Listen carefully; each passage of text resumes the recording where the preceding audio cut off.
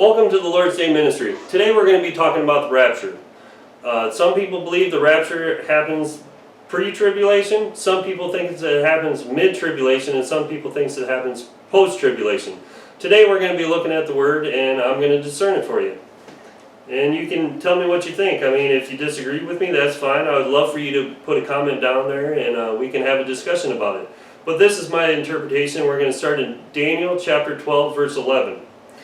And from the time that the daily sacrifice shall be taken away. Now let me explain something about that. What my interpretation is that the temple in Jerusalem is going to be rebuilt.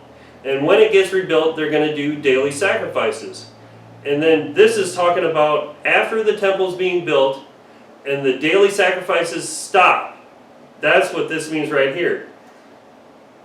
Then after the daily sacrifice shall be taken away, and the abomination that maketh desolate set up. Now that's going to happen halfway through the tribulation. Okay? There shall be 1,290 days. So let me interpret that for you. So the temple's going to be rebuilt. They're going to have daily sacrifices. Then the daily sacrifices are going to stop. 30 days from that, the tribulation is going to start. Then you have the 1,260 days. And 1,260 days after the 30 days after it stops, you have the abomination desolation happen. And that's the midway point through the tribulation. Okay? Blessed is he that waiteth and come to the 1,335 days. So he's saying, blessed to he that waits 45 days after the abomination desolation. So 45 days after the abomination, he says, blessed is he who waits till then. Okay, so something's going to happen 45 days after the abomination desolation. Okay? Now we're going to go to Matthew 24, verse 15. When ye therefore shall see the abomination desolation, which we just read, spoken of by Daniel the prophet, stand in the holy place, then let him which is in Judea flee to the mountains.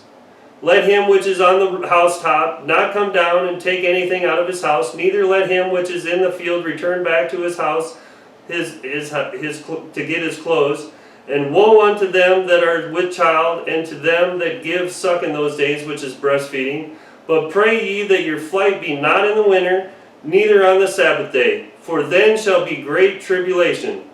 Now you see, he's saying after the abomination desolation, there's going to be great tribulation. So what this is saying is, so you have the start of the tribulation, then you have 3.5 years, and then you have the abomination desolation. Okay? This is going to be called the tribulation of those days. The first half is the tribulation of those days. Now, at the abomination desolation, to the 45 days that says in Daniel that blessed is he who waits, that's going to be called the great tribulation.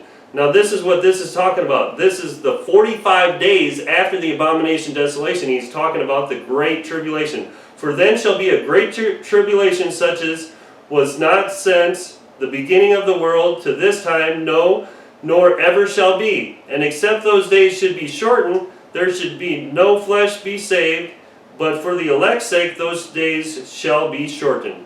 Okay? So they're saying it's going to be bad time. You know, it's going to be a really bad time, and there's going to be horrendous suffering and desolation, and it's going to be a bad time for believers.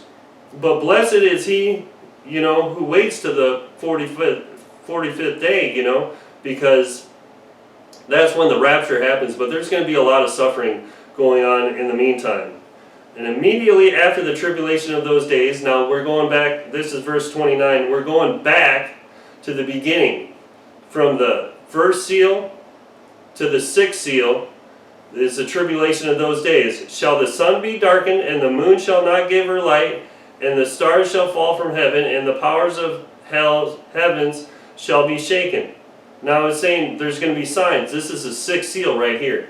Okay, we're looking. He's saying there's going to be signs for us to look for to determine what the season is. Now let's go to 31. And he shall send his angels with a great sound of a trumpet, and they shall gather together his elect from the four winds, from one end of heaven to the other. Now see, this is talking about the rapture here. He's going to, after the 45 days, he's going to send his angels from the four winds to gather his elect and rapture them. Okay, let's go to Luke 21, verse 25. And there shall be signs in the sun and the moon, and in the stars, and upon the earth distress of nations, with perplexity, and the sea and the waves roaring. See, we just read that in Matthew, that there's going to be signs in the sun and the moon, they're going to be darkened, and there's going to be earthquakes. We're supposed to look for that. Now let's go to verse 28. And when these things begin to come to pass, then look up and lift your heads, for your redemption draweth near. So your redemption is the rapture. So when these things when you see these signs, when you see the sun being darkened, when you see the moon being darkened, when you have the earthquake, all those signs come together, which is the sixth seal, your redemption draweth near. Now let's go to Thessalonians chapter 1, verse 10. And to wait for his Son from heaven, whom he raised from the dead, even Jesus, which delivered us from the wrath to come. Now see, this is key. Now some people think all the seals are the wrath of God, which they're not, okay? The first seal through the sixth seal is not the wrath of God, okay? It's just that's God telling the future. Now, like say, you live on the coast and a hurricane comes by and kills your loved one and destroys your house. Is that God's wrath? No, that's not necessarily God's wrath. That's just that we live on the earth, that those things happen. That's not necessarily God's wrath. Just like the first six seals are not God's wrath. That's just telling the future of what's going to happen on the earth and telling us the signs to look for so we know when the rapture is going to be coming near. We're supposed to look for the signs. Now let's go to Revelation 3, verse 10.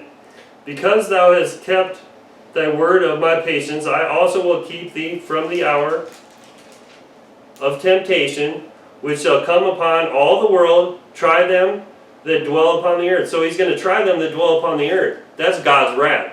He said he's going to keep the elect from God's wrath, which is the seventh seal, not the tribulation. God's wrath starts at the seventh seal. Now let's go to chapter 6, and we're going to go verse 12.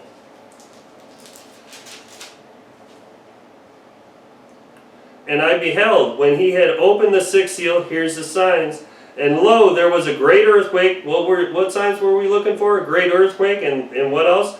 And the sun became black as sackcloth of hair, and the moon became as blood. Well, there's the signs that we're looking for, right?